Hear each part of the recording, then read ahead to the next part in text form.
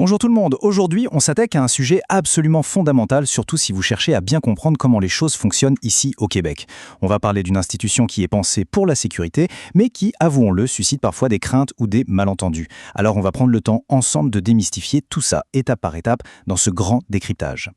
Voici notre plan de match pour aujourd'hui. On va d'abord définir la mission de la DPJ, voir exactement pourquoi elle intervient, comment fonctionne un signalement, comment l'évaluation se déroule, quelles sont les interventions possibles et on terminera par un rappel des droits de l'enfant au Québec.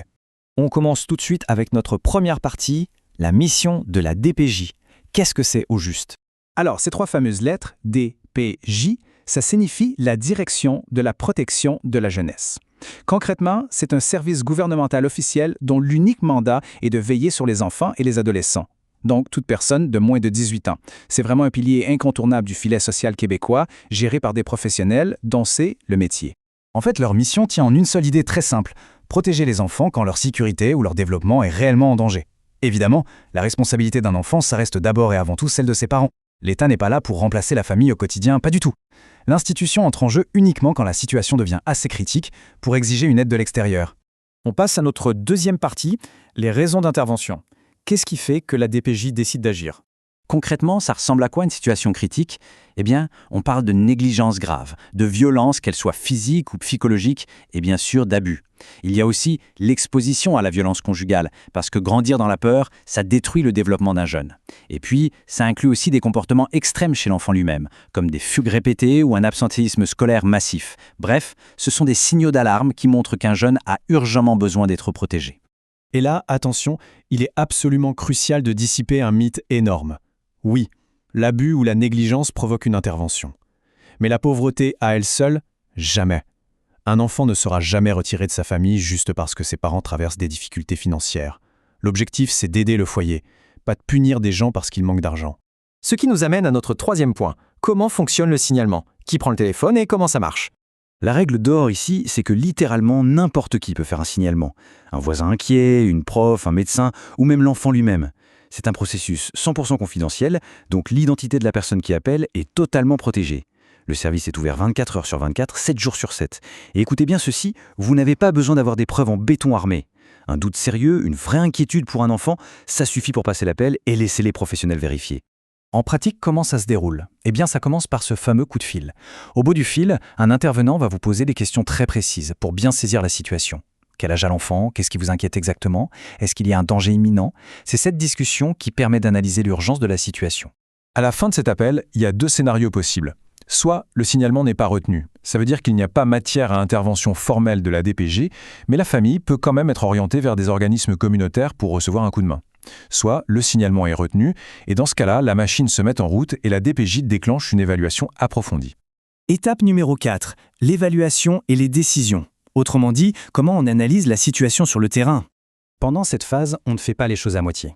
Un intervenant va rencontrer tout le monde en personne. L'enfant, les parents, parfois même l'école. On va évaluer plein de critères. La gravité et la fréquence du problème, bien sûr. L'âge de l'enfant aussi, parce qu'un bébé de 6 mois est beaucoup plus vulnérable qu'un ado de 16 ans. Mais surtout, on va regarder la capacité des parents à s'améliorer et on va chercher quelles ressources sont disponibles autour d'eux. Le but, c'est vraiment d'avoir le portrait le plus juste et complet possible. Une fois cette enquête terminée, le verdict tombe. Et c'est très clair. Si on réalise que la sécurité ou le développement de l'enfant n'est pas en danger, on s'arrête là, le dossier est fermé. Par contre, si l'évaluation démontre que la sécurité de l'enfant est effectivement compromise, l'institution est obligée par la loi d'intervenir pour le protéger. Ce qui nous amène à notre cinquième section, les interventions possibles. Concrètement, comment la DPJ aide-t-elle les familles? Ce qu'il faut absolument savoir, c'est que le premier réflexe de la DPJ, c'est toujours d'essayer de travailler en équipe avec les parents. C'est ce qu'on appelle les mesures volontaires. L'idée, c'est de donner aux parents les outils pour régler la crise eux-mêmes. Ça peut être une thérapie, du soutien parental, de l'aide pour trouver un meilleur logement ou encore un suivi avec l'école. À cette étape, la collaboration, c'est vraiment la clé du succès.